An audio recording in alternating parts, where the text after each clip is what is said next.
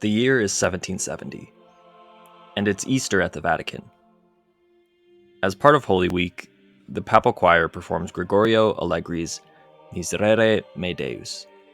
The performance takes place in the Sistine Chapel, and is a performance reserved exclusively for this special time of the year. Listening attentively in the audience is a 14-year-old boy, making mental notes of the contrapuntal harmonies and embellishments he hears. Mozart was in the midst of one of his tours of Europe.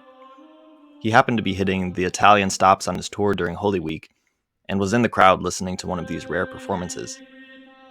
Now, Allegri's Miserere Deus was, and is, a very sacred piece. Not only was it performed strictly during Easter, but it was forbidden to be performed outside of the confines of the Vatican. The Pope himself forbade anyone from trying to transcribe or publish the piece, and threatened to excommunicate any people who went against his orders.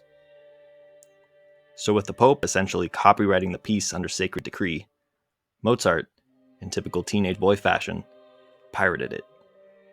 He did exactly what he was ordered not to, because, well, he could. He was probably the only person at the time with the ability to transcribe pieces from memory after listening to them just once. After the first performance on Holy Wednesday Tenebrae, Mozart left in awe at the setting, which featured not one, but two full choirs. That night, he went home and transcribed the piece.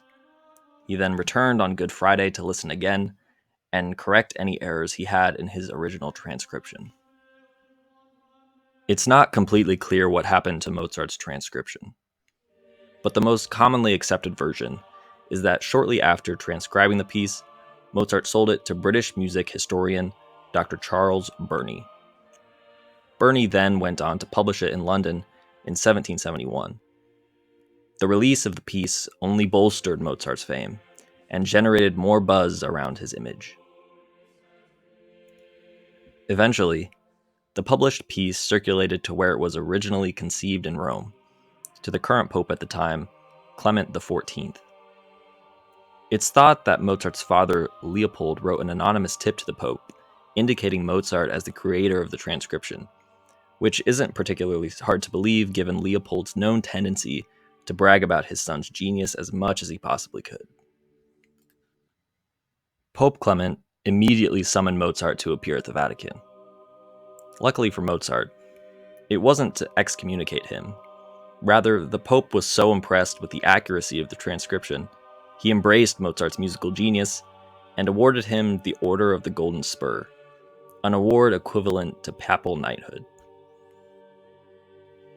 Mozart's transcription prompted Pope Clement to officially lift the ban on copying the piece, and the masses now had legal access to perform the piece as they wished.